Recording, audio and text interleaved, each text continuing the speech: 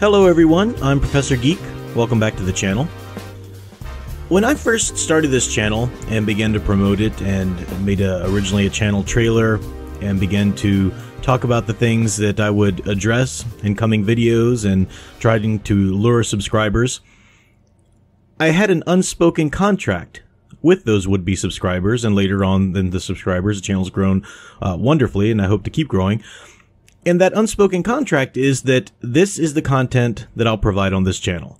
I'm going to talk about geeky franchises and how they operate as mythology on a psychological level for us individually, and then also on a cultural level in our society.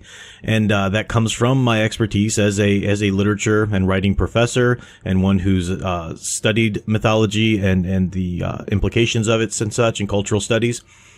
So that's the unspoken agreement. And that's why people subscribe to my channel. Those who do, they subscribe for that type of content. And it's branched out a little bit, but nothing antithetical to that, and nothing widely missing of that mark. But if I were to suddenly make a video that was religiously or politically motivated and trying to push some sort of agenda or some sort of belief that I had in one of these fields, that would be a breach of contract. That would be a betrayal of trust, and people would be right to be rather miffed at me for that, and possibly even unsubscribe. Nevertheless, that is what SJW celebrities do all the time on Twitter. And then imagine if you were miffed at me for making such a video, and I turned around and I said, well, this is my private YouTube channel, so I can do whatever I want because it's always just been about me and who I am as a person and my opinions and whatnot. No, it hasn't. No, it hasn't. That was the agreement when you subscribed. I've never been doing that. And so if I were to suddenly start, that would be a change. I'd be the one who's altering this arrangement. And yet that's what the SJW celebrities will say when you tell them, look, we're just fans of your movies or of your books or whatever. Stop it with the preaching. They'll say, well, this is just my personal account and it's all about me and my opinions. No, it is not. No, it is not. You are a public persona. You are involved in marketing yourself and your persona and your name, and that's what these Twitter accounts are about. If it was truly a private account, then it would be password protected and only allowed in friends and family or such.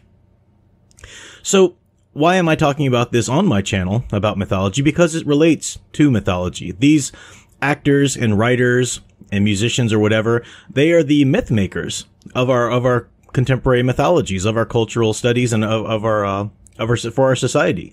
These are the myth makers. These are the ones that are out there doing that. And they're incredibly important because, as I've said on my channel before, previously throughout history, we've always had a culture's myth was also its religion. For the most part. I mean, ancient Greece, ancient Norse, the Etruscans, Mesopotamia, all these kind of cultures, their religion was their mythology. So their religion and religious stories is what bound them together as a society, as a culture, told them the things that were deemed okay to do in society, the things that should be deemed taboo, the things to fear, the things to value, and so forth. Now, in the modern world, modern Western world in particular, especially in the United States, we are no longer a society with a single unifying religion. In fact, we pride ourselves on being a culture and a society that it allows many different belief systems in here. But we still need then, what's missing is a unified set of stories, our fiction, our myth, a folklore, something to help us all agree upon through the power of story, through the power of narrative, because that's how human minds work. Something to help us agree upon certain values and certain behaviors that should be allowed in public, and certain ones that should be shunned, certain ones that should be we should strive for, those that we should fear. That's the work of mythology. It helps a society coexist together. And since we no longer have a unifying religion, well, now our fiction, our films, our comic books, that element of culture becomes our mythology. We no longer believe it to be true. We don't actually believe in characters like Superman or James Bond and certain things that they truly exist, but we understand that they are unifying characters. Everybody knows certain things about certain characters that make it into the public mindset the most, and they know what they stand for, and you can reach out and connect with people who happen to subscribe to your own niche mythology there. That's why, franchises have such close-knit fandoms and whatnot.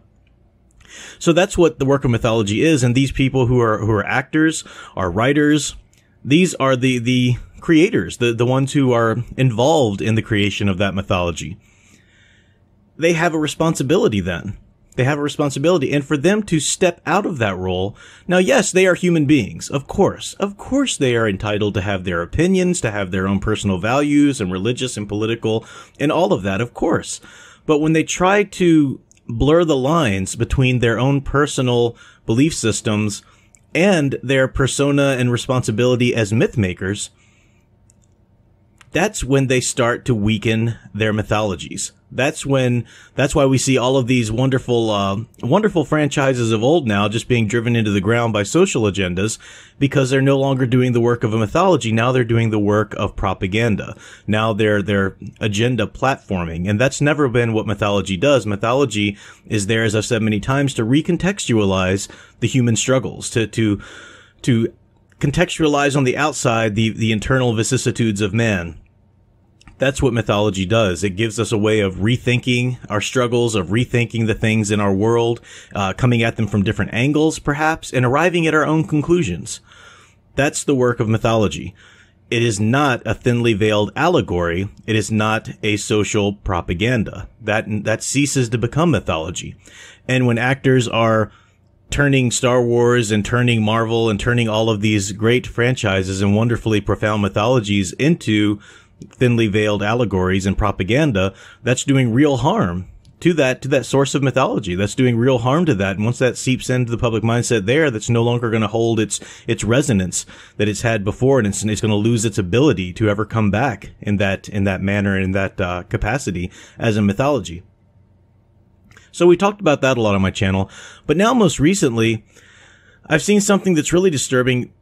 And this has always been done in some degree or another, but now it's becoming pretty widespread with this topic of abortion because of the Georgia thing and all of this and that. We're seeing a lot of these celebrities online, of course, Alyssa Milano, but probably more in particular, what's her name? I'm blanking on her name. I'll think of it in a second. But the girl who played, who's playing the Dark Phoenix in the new movie, who played in Game of Thrones and whatnot, Sansa, just blanking on her name right now, Sophie something. Anyway, she has come out too and talking about how she won't make films in any states, I think, that are pro-life laws or whatever. And Disney itself is coming out and trying to say this nonsense. The problem, this is not an issue. In terms of mythology, this is not an issue of wherever you stand on the issue of abortion. The problem is that you're having your myth makers stand up and say, unless you think this way about this political issue, then you're no longer allowed to commune with us. You can't come onto our platforms, and you can't enjoy our work and whatnot. That's basically what they're saying. You're not welcome unless you think the way we think. And that's a problem. And it's specifically a problem with the issue of abortion because of all of the controversial issues out there. And this is the writing professor in me, the one who teaches rhetoric and debate and whatnot. Abortion is one of those issues that you should be able to step back from wherever you stand on it and realize that the opposition is not directly opposed to your position. Rather, they are arguing their own, and you two believe two different things about it. So, for example, I've made no secret of it. I'm very pro-life in my own life, but I can't turn around and just say, "Oh, well, if you're pro-choice, you're a baby killer." That's ridiculous. That's not. That might be what I think is going on because of the way I've come down on the position.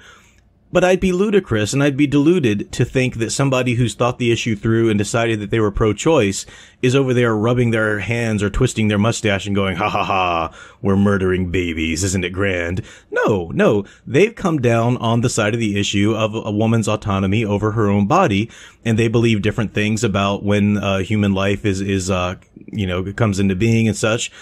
That's what they believe. Now, likewise, a pro-choice person is just it, and this is what you see in the with the celebrities, and this is what's so ridiculous about it. They act like pro-lifers are just a bunch of puritanical misogynists wanting to keep women down, and we hate women, and we hate the fact that they have rights over their own bodies. This is nonsense. This is ridiculous. No pro-lifer believes that. Pro-lifers are concerned about the life that they believe to be human, that is unborn.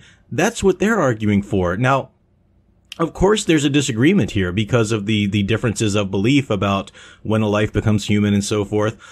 But anyone on either side of the issue should be able to see that that's what they're disagreeing about. It's not a matter of, well, this group thinks that we shouldn't kill babies and this group thinks that we should, or this group thinks that women shouldn't have rights to their own bodies and this group thinks that they should.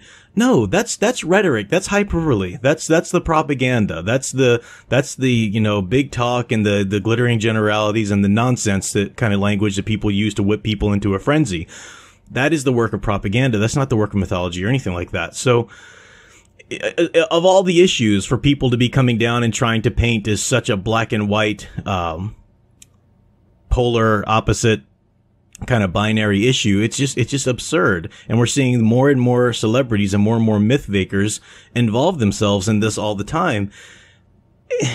I just don't know what they're thinking. People are angry. That's fine. Issues can affect people emotionally, but you would think that they'd have the intellectual capacity to not stop fighting. Just because you disagree with somebody on an issue about, certain things doesn't mean that you just let it roll over and no longer fight or debate or try to convince, of course.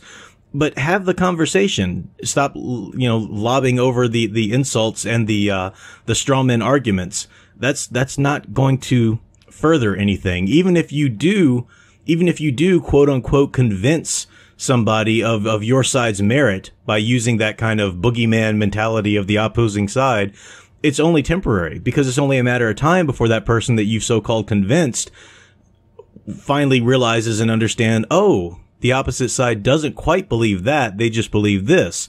And then, you might lose them then. So that's not the way to change hearts, to change minds. That's not the way to change the world.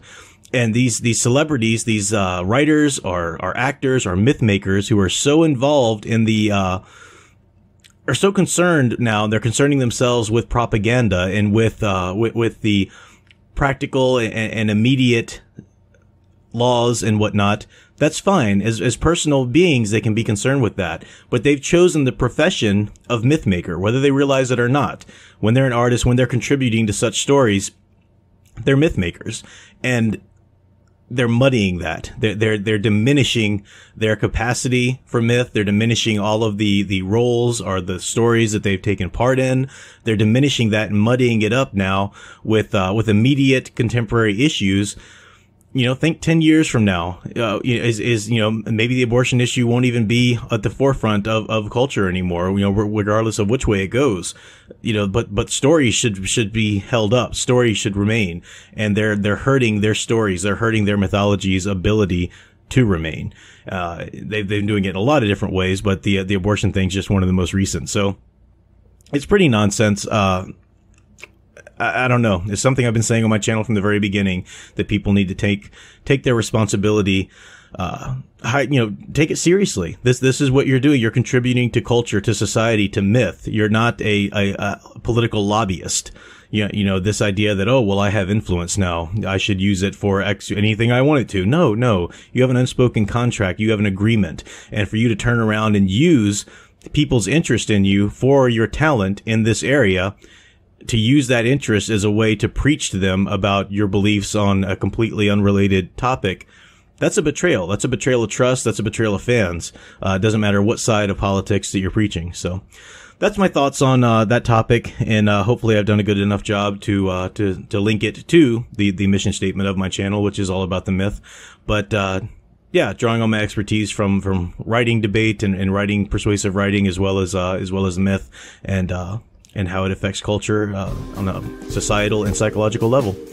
So I'll be back with more reviews. I still do have some Alita Battle Angel videos to put out before the DVD release, and I got some more Star Wars stuff coming along the line. Lots of good stuff. Stick around. Do check out my own graphic novel, Tales from the Stacks, on Indiegogo. Link in the description. And until next time, keep enjoying and digging deeper into the hero stories you love. Thanks for watching.